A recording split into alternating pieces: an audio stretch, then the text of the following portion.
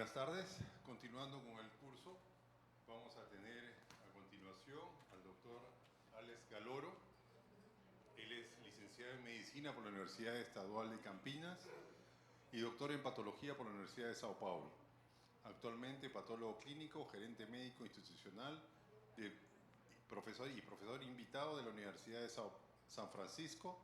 Tiene experiencia en el área de medicina con énfasis en patología clínica, trabajando principalmente en los siguientes temas: administración de laboratorio, reestructuración, gestión de indicadores de proceso de laboratorio clínico. Ahora nos va a dar el tema de evolución de los indicadores, índice sérico y hemocultivos, dos ejemplos críticos. Buenas tardes, bienvenido. Gracias, Armando. Buenas tardes a todos. Está funcionando? Está aqui? Está ok? Graças a todos, é uma grande responsabilidade fazer a última charla, depois de tantos ponentes, de tão bons palestrantes e tanta informação. Principalmente, eu que como também não falo espanhol, não hablo espanhol, vou tentar em portunhol, como disse Luizane, pero a regra número 1 para falar portunhol é quando você não sabe qual é a palavra, você fala em português e tenta que seja a mesma. O problema é que algumas vezes, você já deve conhecer, alguns significados são diferentes, né? Quando você fala embaraçada em português, é uma pessoa que está envergonhada, e acá para nós é grávida. Então, algumas vezes posso trocar a palavra e pido as desculpas para isso. Eu trabalho já desde minha formação com indicadores. Eu vou mostrar também a história do programa de indicadores do Brasil. Faço parte do Comitê da Seguridade do Paciente e Indicadores de IFCC, que a doutora Mercedes falou. Então, vou mostrar um pouco dessa evolução. Pero eu preferi não trazer muitas coisas do programa, porque penso que indicador está cada vez mais já sedimentado em nossa prática. Então, trouxe algumas aplicações, algumas formas de trabalhar com indicadores, pero algumas das informações estão, doutora Mercedes, Luizane, alguns já falaram, então posso passar mais rápido. Acá estou eu e minha esposa, meus 2 filhos. Estivemos acá no último ano e foi muito bueno. Estivemos em Machu Picchu, Cusco, e queremos volver e conhecer mais. É muito bueno. Acá, então, tem uma pequena definição de indicadores, que, como Luizane já disse, são expressões quantitativas de informações geradas em um processo. Estes permitem a comparação com a evolução, com o resultado de outros concorrentes, de outros laboratórios, e, portanto, são importantes instrumentos de apoio à toma de decisões. Os indicadores estão descritos na ISO 15189, que devem medir como a organização responde às necessidades e requerimentos dos usuários e que exige que os laboratórios estabeleçam indicadores para monitorar e avaliar o desempenho de todos os aspectos críticos de todos os seus processos, incluindo as 3 fases, a pré, a pós e a fase analítica. Em PALC, nosso programa de acreditação do Brasil, que a Luizane já falou, nós temos a mesma regra e temos alguns indicadores que são os mínimos, os básicos, que são a recolecção. Acá é nova turma de amostra, né? Nova turma de amostra, entrega de informes dentro do prazo, desempenho na avaliação externa da qualidade, a retificação de informes, a satisfação de clientes, o promédio dos últimos 12 meses de porcentagem de provas enviadas a laboratórios não acreditados e a falha de comunicação de resultados críticos. estes já estão definidos que todo laboratório acreditado tem que monitorear, tem que comparar e tem que tomar as ações críticas. Para isso, em 2005, a Sociedade Brasileira, junto com a Controlab, que é uma empresa privada que trabalha com controle de qualidade, controle interno, avaliação externa, iniciamos um projeto do Programa Brasileiro de Indicadores Laboratoriais, que agora em 2023 cambiou o nome para Metricare, porque está oferecendo programa de indicadores para outras sociedades, para outras associações, como a Associação Brasileira de Segurança do Paciente, Associação Brasileira de Medicina Diagnóstica. Então, vocês têm um nome mais amplo. Nós outros empezamos em 2006 com o primeiro fórum de indicadores, com o primeiro fórum de indicadores, e tivemos os fóruns todos os anos. Em 2012, tivemos o primeiro... Não. 2012 tivemos o primeiro paper, o primeiro artigo científico, descrevendo qual era nossa forma de trabalho. E depois começamos a fazer os fóruns internacionais, tentando trazer outros laboratórios da América do Sul e da América Latina como um todo, para participar do programa. Com isso, tivemos lá grande crescimento do número de participantes. Atualmente, temos mais de 400 participantes nesse programa, e com vários participantes internacionais, não só da América Latina, como de Portugal, mesmo de alguns países do Oriente Médio, e temos muitos participantes que permitem a segmentação e comparação de indicadores com os outros pares do mesmo país. Acá em 2020 tivemos um segundo paper comparando os dados e os resultados dos indicadores pré-analíticos. Então, temos uma história já de evolução com muitas informações que podem ser dadas aí aos laboratórios. Esse é o primeiro artigo, o primeiro paper. Foi depois de nossa participação. Acá estou eu e o Dr. Wilson Scone, que é o outro ex-presidente da Sociedade Brasileira, e que trabalhamos juntos desde o início desse projeto. Estivemos em 2013 em Pádua, na primeira conferência dos programas de indicadores. Foi organizado por Dr. Mário Plebani, e que convidou outros participantes que tinham programas de indicadores nos países de origem. Então, tivemos participantes da Austrália, participantes da Espanha, e da Itália, do pessoal da IFCC, em que cada um apresentou seus indicadores e como funcionavam os programas. Depois vimos que isso não era suficiente, que nós outros necessitávamos uma harmonização dos indicadores de qualidade, porque se não fossem os mesmos indicadores, não teríamos como fazer as comparações de diferentes resultados em diferentes partes do mundo. Então, em 2016, fizemos as harmonizações das métricas entre esses programas. Então, o programa brasileiro, o programa da Metricare, tem os mesmos indicadores com as mesmas métricas e cálculos que são do programa da IFCC, do Grupo de Segurança do Paciente da IFCC.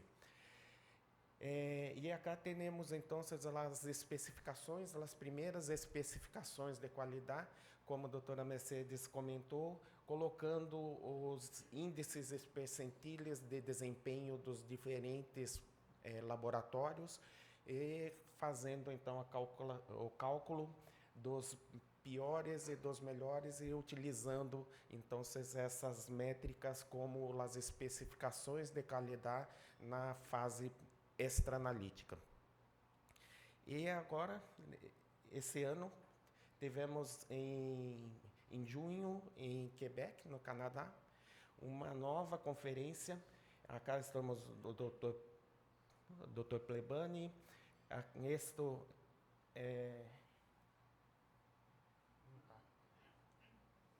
Isso é, Dr. Plebani agora passou a presidência da coordenação desse grupo para Vincent Deguy, é canadense, mora em Montreal, e acá com os outros participantes de Croácia, Índia, Alemanha, Bélgica, e tivemos uma outra conversa de que o grupo de indicadores estava muito grande e muito difícil dos participantes atenderem as respostas de todos os indicadores, e então definimos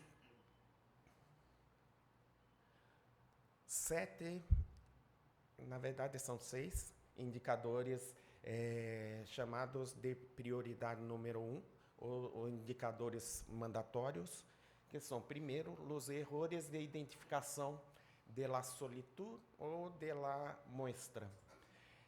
O segundo indicador, o rechaço de muestras ou nova toma de amostras. O terceiro indicador, a taxa de hemólises com limite de 0,5 gramas por litro, e a identificação pode ser visual ou identificação automatizada. Um indicador da fase analítica, que é a taxa de desempenho inacetável no controle externo da qualidade. O indicador do TAT, integrando o tempo de resposta desde a coleção ou até a liberação do resultado do informe, principalmente para indicadores aí de testes de urgência da troponina, o teste de escolha. O sexto indicador pós-analítico, a taxa de retificação do informe, como a Luciane já comentou, de quando você libera um informe e precisa refazer a retificação. E por último, que coloquei ali com um asterisco, é que a comunicação de resultados críticos não entrou já como um indicador mandatório, porque alguns laboratórios têm ainda dificuldade de levantar esse indicador. Mas nós outros achamos que é um indicador crítico para a segurança do paciente e que deve entrar em breve já como um indicador mandatório.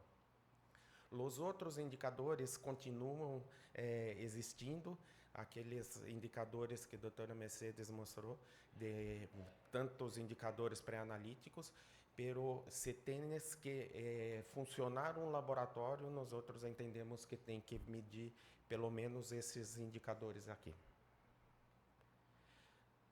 No nosso segundo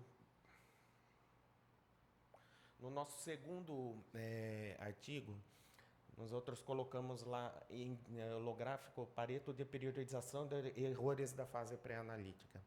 E o primeiro e o segundo são os indicadores de contaminação de amostras de hemocultivo. O primeiro são as contaminações de serviços hospitalares, o segundo com uma taxa aqui de 1% com os serviços não hospitalares, e o terceiro indicador, com uma taxa de 0,6, são os rechaços de amostras. Então, vamos falar um pouco sobre esses dois indicadores, o indicador de contaminação de hemocultivo e, segundo, o indicador de rechaço de amostras.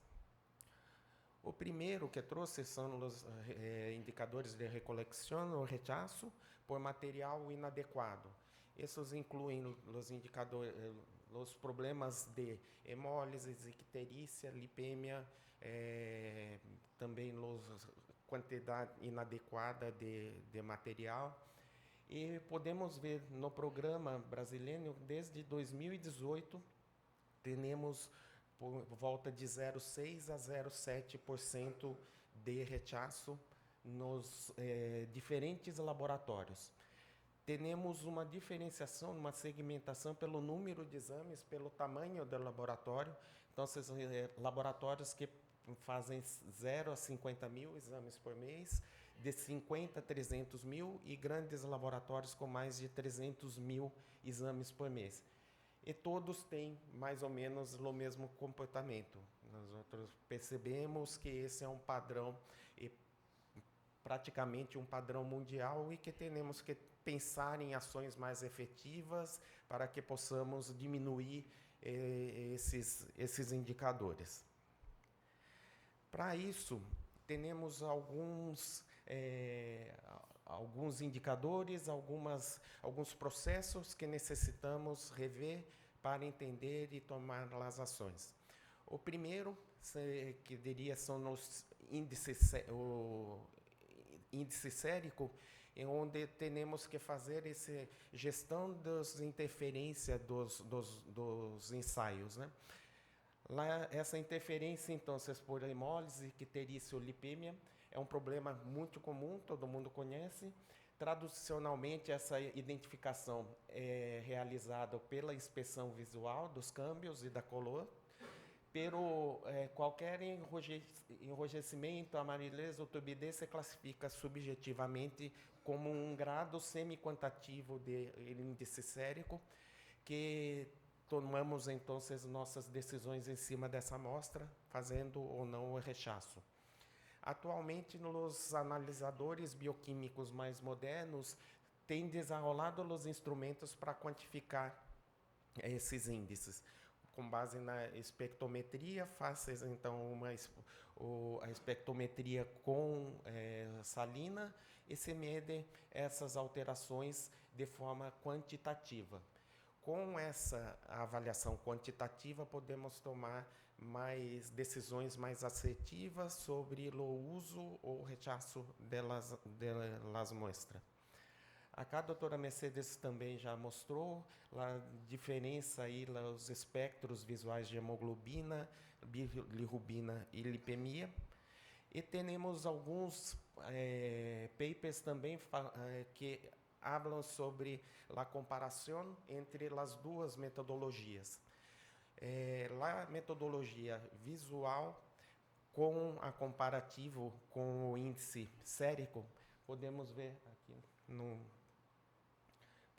aqui que não temos bons índices de resultado medidos pelo índice kappa.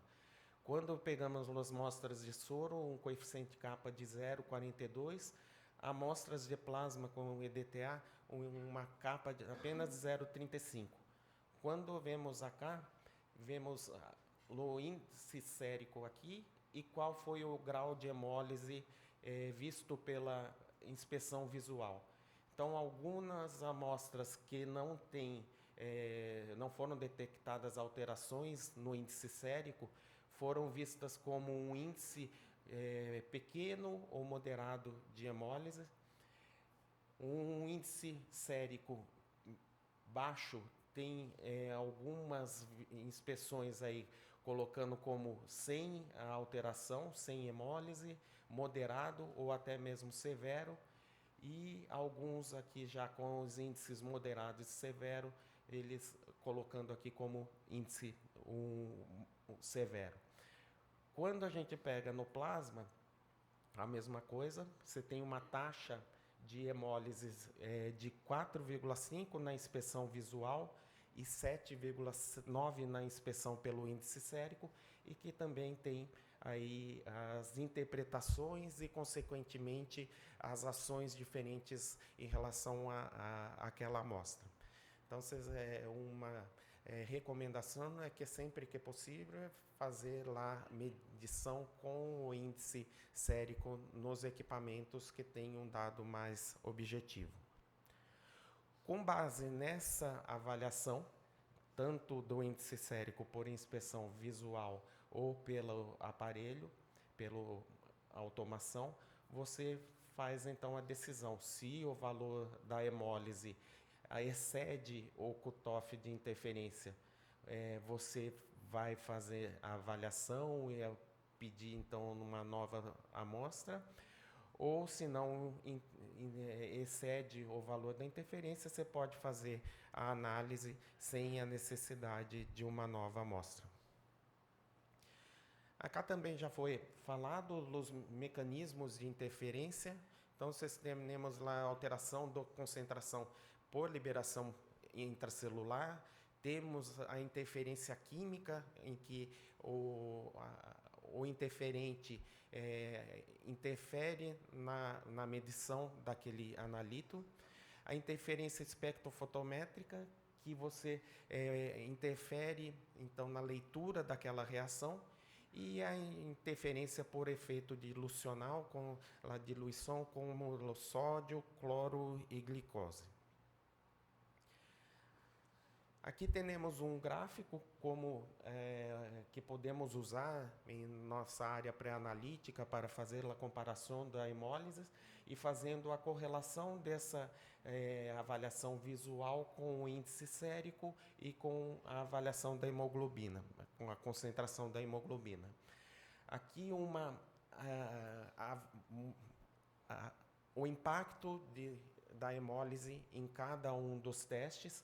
Então, temos aí quase todos os testes bioquímicos com diferentes concentrações de hemólise, então de 0 até 10% de hemólise, e qual é o impacto. Alguns dos testes você tem um aumento no valor da concentração dosada, alguns dos testes você tem uma diminuição na concentração dosada, e com isso você consegue definir qual que é o seu limite de hemólise para você poder fazer a análise ou pedir uma nova amostra. No indicador de hemólise do Programa Brasileiro de Indicadores, a gente tem esse comportamento com praticamente 0,05% ou 500 defeitos por milhão de oportunidades, e também um gráfico bastante sem grandes variações. Quando a gente pega o laboratório que está sediado no hospital ou no banco de sangue, esse indicador sobe para 0,2%, ou 2.000 defeitos por milhão de oportunidade. Então, mostrando o impacto, né, de você ter o pessoal próprio fazendo a sua coleta, ou quando você tem os terceirizados, você tem esse impacto com o aumento na sua taxa de hemólise. Aqui um pouco das definições, como a doutora Mercedes também já falou, esse processo patológico de decomposição das hemácias, que pode ser em vivo e pode ser in vitro por vários motivos. Estes são alguns dos motivos que vão desde problemas do paciente, que é a hemólise em vivo, problemas na flebotomia, no transporte da amostra, no processamento, desde a centrifugação ou recentrifugação da amostra, e, por último, na estocagem, né? Então, você vai fazer, as condições podem causar também uma hemólise. O grande ponto aí é a gente conseguir fazer a diferenciação da hemólise in vivo da hemólise in vitro, né? Porque às vezes a gente continua pedindo, né, as recoletas, sendo que é um problema in vivo. Um ponto muito importante é avaliar, junto com a equipe médica, se a paciente tem algum motivo para estar fazendo a hemólise in vivo. E alguns pontos que eles colocam, né, além do que a doutora Mercedes já falou também, que eu acho que é interessante, duas coisas práticas para se medir. Primeiro, avaliar outras amostras daquele paciente e comparar o índice de hemólise de uma amostra com outra. Quando o índice de hemólise, quando a hemólise é em vivo, esse índice de hemólise tende a se manter constante. Quando a hemólise é in vitro, normalmente uma amostra tem um índice de hemólise maior ou a outra nem tem a hemólise. Então, essa é uma dica. O outro ponto que ele colocou é avaliar os outros biomarcadores, como já falado. Então, potássio, LDH, aspartato aminotransferasa aumentam notavelmente na hemólise in vitro, mas a concentração de potássio na hemólise in vivo não chega a ser tão marcante quanto na hemólise in vitro. Se a hemólise é in vivo, ainda tem os mecanismos de metabolismo para controlar essa concentração de potássio. Então, é também uma dica.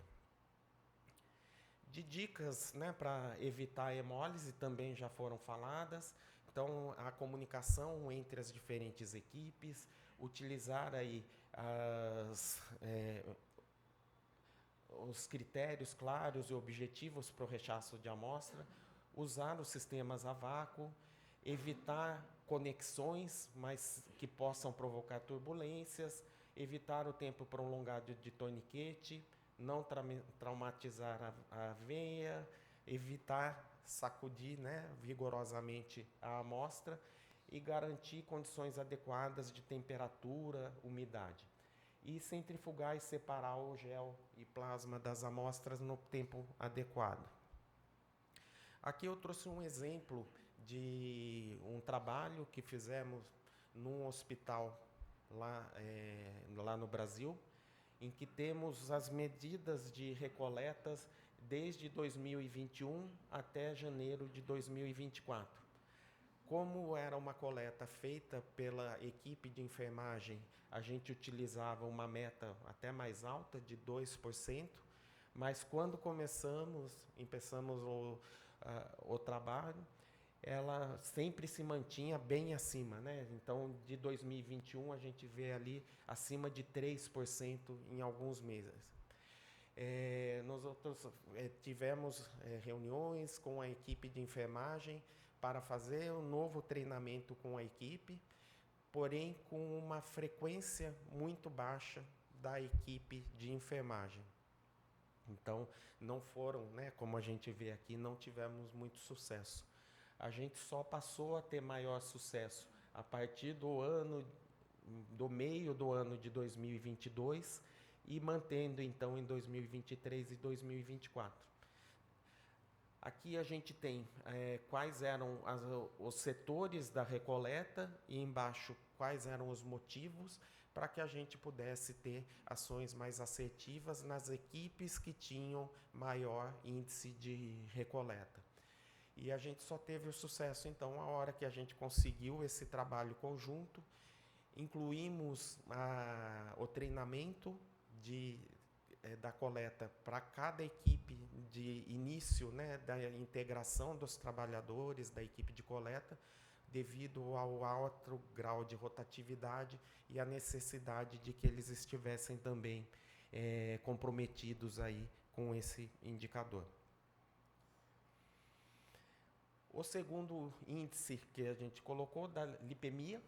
Então, a lipemia é causada pelo acúmulo de partículas de lipoproteínas. Nem todas contribuem por igual para a turbidez. As que contribuem mais são as partículas maiores, como os quilomicrons, o VLDL grande, o médio. As partículas menores não causam, então, um impacto grande na turbidez. E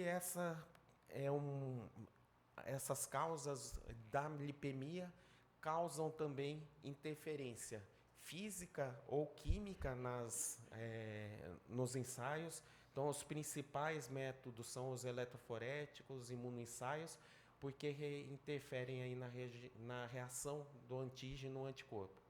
Você pode ter interferência por métodos espectrofotométricos, como a creatinina, a AST e a ALT, e tem um efeito de desplaziamento de volume. O plasma normal tem 92% de água e 8% de lipídios. Quando a gente tem amostra lipêmica, ela fica com um índice maior, 25% de lipídios, e isso interfere na dosagem dos eletrólitos, dependendo da metodologia aplicada. Outros mecanismos é a alteração na homogeneidade da amostra, que os componentes se distribuem em capas dentro conforme a sua polaridade. Os analisadores normalmente pegam apenas a parte superior da amostra e, como tem a lipemia, naquela parte superior vai ter uma concentração diferente de determinados eletrólitos. Então, os analitos que são solúveis na fase aquosa, moléculas pequenas, eletrólitos, não estarão presentes na parte superior do tubo e, com isso, um resultado falsamente reduzido. E para as substâncias polares, como medicamentos, ácido valproico, ele vai estar um valor maior por estar nessa fase aí que é lipêmica. Algumas formas de eliminar, então, a lipemia. O mais conhecido é a centrifugação, utilizar a ultracentrífuga, porém essa ultracentrífuga não é tão comum, é cara e não tem nos laboratórios. Eles têm colocado que a centrífuga de alta velocidade, de 10.000 Gs, pode também ser eficiente. Temos algumas formas de extração, que você usa dissolventes polares e protocolos aí, que fazem a recuperação da amostra após a extração. Tem alguns fabricantes que fornecem, então, reagentes que podem fazer essa extração. Uma outra forma é fazer a diluição da amostra. Então, você dilui e diminui a interferência dessa lipemia e consegue fazer a dosagem. O problema é quando você tem uma concentração baixa do analito, com a diluição você não consegue mais medir. E a amostra, você tem que ter esse cuidado, então, né? Só fazer a diluição suficiente para reduzir a turbidez, mas que você consiga fazer a medição. Aqui é um gráfico também semelhante, né, àquele anterior, que você vê o índice de lipemia, você faz a comparação da interferência da lipemia naquele analito e decide se você pode fazer a liberação naquela amostra ou se você consegue remover aquele interferente ou pedir uma nova amostra. Não falei no começo, para quem tiver interesse, eu compartilho depois a apresentação, só pedir para a organização, para o pessoal da ABD, e eu passo para vocês tanto a apresentação como os artigos que vocês tiverem interesse. E, por último, aí no índice sérico, as causas de icterícia. Então, são níveis elevados de bilirrubina, que têm o potencial de interferir e que também é uma interferência endógena, que é bastante comum. Os mecanismos são da interferência no espectro, devido à absorção aí das ondas naquele analito, e a reação química da bilirrubina com reativos de alguns ensaios enzimáticos. Nesse estudo, colocaram a frequência de amostras ictéricas nesse hospital, então chegou a 0,13%, e desses que tinham, quais eram as causas da icterícia. Então, a maioria por doença hepática relacionada ao álcool, doenças do trato biliar, doenças infecciosas do fígado, tumores e neoplasmas e outros que daí estão descritos aqui.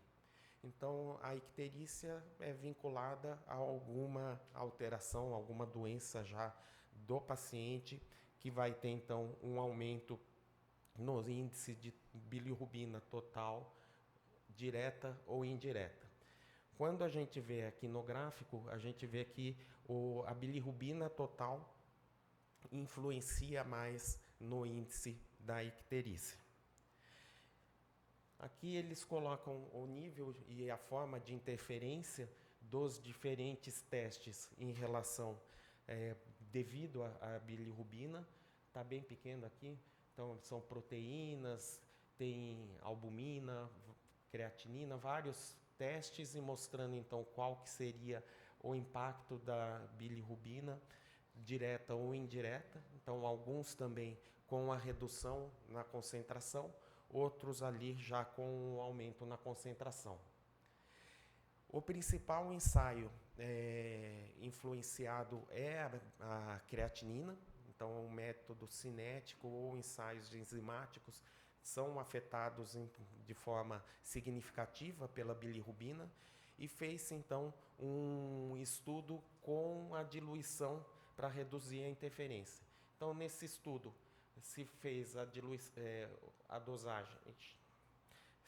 dosagem sem diluição, com diluição 1 para 2, 1 para 3 ou 1 para 4, e viu que podia, então, informar os resultados com uma diluição até de 4 vezes, quando se tinha um índice de icterícia até 60.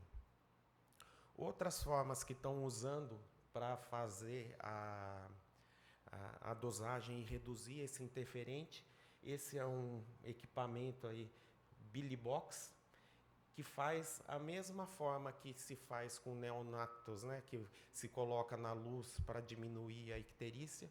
Criaram um pequeno dispositivo que você coloca a amostra lá dentro e fizeram a avaliação depois de 30 e 60 minutos.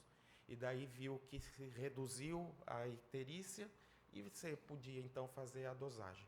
Não temos no Brasil, isso daqui é experimental, mas parece ser uma forma também. Mas tem outras formas. Esse primeiro, aquele estudo que eu tinha mostrado, já era um estudo que eles faziam com uma correção através de cálculos de inteligência artificial, fazendo a correlação do índice de icterícia com a dosagem do analito. Essa daqui, então, é a creatinina. Depois, com a dosagem da creatinina acima de 105 e a creatinina abaixo de 105, e com o cálculo que foi criado através da inteligência artificial, calculava a correção do resultado. E com essa correção de resultado, você vê que estão dentro aí dos fatores, dos limites de aceitação para aquele teste. Então, uma forma que está sendo criada é essa de fazer a correção com base no índice sérico. E, por último, um que eu acho que também tem bastante potencial, um deep learning no sistema para acessar a qualidade do soro, se fazer o índice sérico, daí não mais pela reação com espectrometria, mas através da foto, da própria foto da amostra. Eles fizeram aí com milhões de amostras, fizeram essa avaliação e aprendizado da máquina, e os índices de adequação foram de 0,989 para hemólise, 996 para icterícia e 993 para lipemia. E com isso você pode tanto fazer a sua avaliação do índice sérico, como também correções para aquele resultado. Então, para mim, parece bastante promissor que, ao invés de ter uma reação de espectrometria no equipamento, que você gasta o tempo do equipamento, daqui a um tempo os analisadores terem uma fotografia e analisar aquela foto para ver o índice de interferências. E, por último, também bastante novo, esse daqui não está aqui, mas também é um artigo bastante recente, que eu acho que também tem um potencial grande, é não precisar mais da amostra, né? Daí você ter os detectores intradérmicos, nanoeletrônicos, que você faz a detecção dos marcadores, dos biomarcadores, através desses sensores. E com isso você deixa de ter a necessidade de colher a amostra para fazer o exame. Tudo bem? Eu até parei com o portunhol, tá? Mas no português mesmo, está dando para entender? Em segundo, e daí também não muito longo, a contaminação do hemocultivo e os dois comparativos dentro do programa de indicadores. O primeiro com laboratórios que não são sediados em hospital, em banco de sangue. Isso significa que serviços que têm a equipe própria de coleta, com um índice de contaminação de 1% das amostras. Quando a gente vai para o serviço que está sediado em hospital e banco de sangue subiu para 1,5% e também mantendo aí esse padrão ao longo dos meses. Quando a gente pega a contaminação, então aqui nesse artigo definido como 1 ou 2 frascos com o crescimento de estafilocoagulase negativa, com outros 2 frascos negativos. Você tem uma série de impactos na saúde, desde o uso de antimicrobianos, de antibióticos, algumas maiores investigações, impacto nos custos, aumento do tempo de hospitalização e utilização desnecessária dos recursos laboratoriais. Então, a detecção e a implantação de processos efetivos para reduzir a contaminação de hemocultivo sempre foi muito um objetivo muito necessário, que sempre tem se buscado. Esse artigo tem uma boa revisão e ele coloca vários elementos essenciais para você ter uma otimização nos hemocultivos e reduzir a contaminação. Vão desde o pré-analítico, da onde que você colhe aquela amostra. Então, a preferência é pela punção venosa periférica, não usar acesso central para colher a hemocultura, a não ser quando você suspeita que a contaminação é pelo acesso. E daí o recomendado é que você troque o acesso, né? Você não vai tratar com o acesso. Preparo, então, da asepsia. Estava conversando com o André de alguns dispositivos já, né, feitos aí para facilitar esse preparo da venopunção. Daí a coleta com a higienização das mãos, as guantes estéreis e o uso seletivo de campos estéreis. O número de botelhas, então, o mínimo de 2 coleções independentes, normalmente com uma botelha aeróbica e uma anaeróbica. Volume de sangue, de 8 a 10 de sangue. E o transporte deve ser o mais rápido possível na temperatura ambiente. Na parte analítica, o uso de sistemas automatizados de monitoramento reduzem o tempo de resposta, sempre fazer a execução aí da coloração do GRAM, então oferecer isso 24 horas por dia, 7 dias por semana, que permitem diagnóstico rápido. E a detecção aí da prova do antibiograma. E pós-análise, notificar imediatamente a equipe, né, quando positivo, minimizar a investigação de contaminantes. Então, se tiver essa suspeita de uma contaminação, que você não siga com aquela investigação, e informar, afinal, aí, na história clínica, no prontuário eletrônico.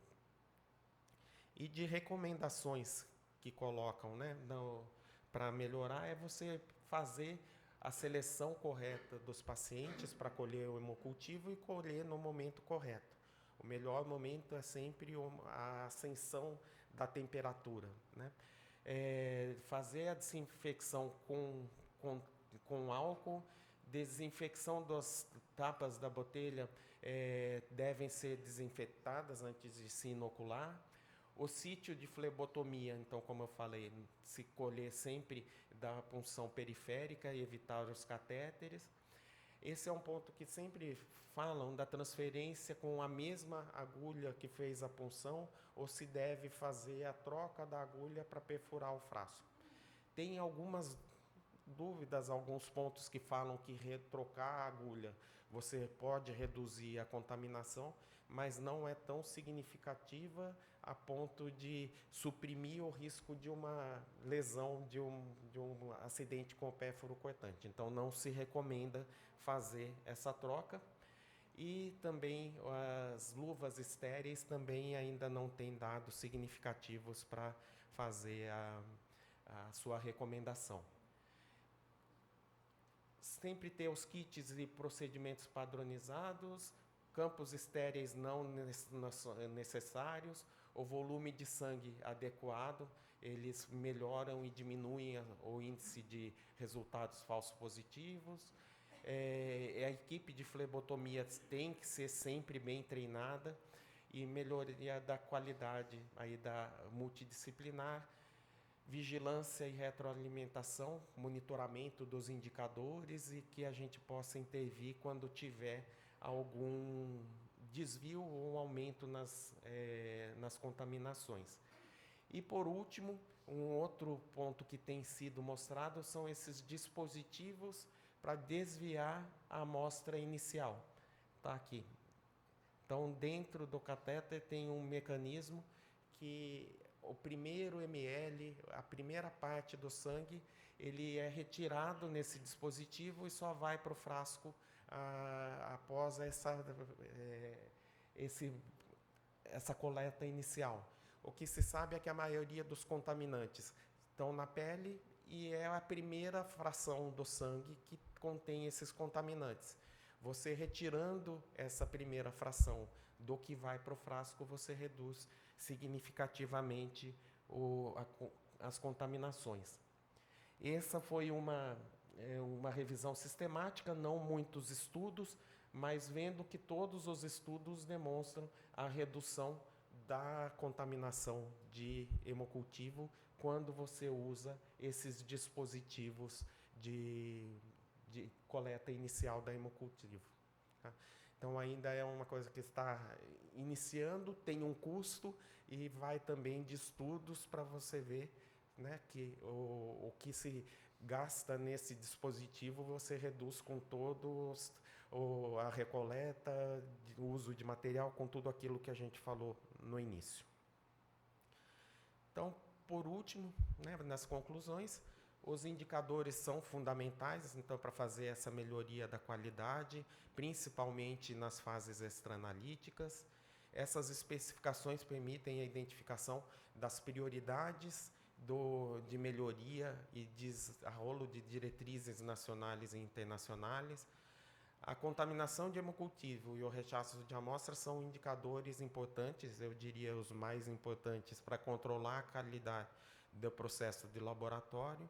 E só com esse detalhamento você permite a implantação de melhorias efetivas. A interferência com os ensaios bioquímicos devido à hemólise, icterícia e lipemia é um problema muito comum, e que as investigações exploratórias podem ajudar, então, a implantar as melhores práticas e uma melhoria do desempenho. Agradeço, eu não coloquei meus contatos, mas posso passar depois, assim como a apresentação fica à disposição também. Tá bom? Obrigado.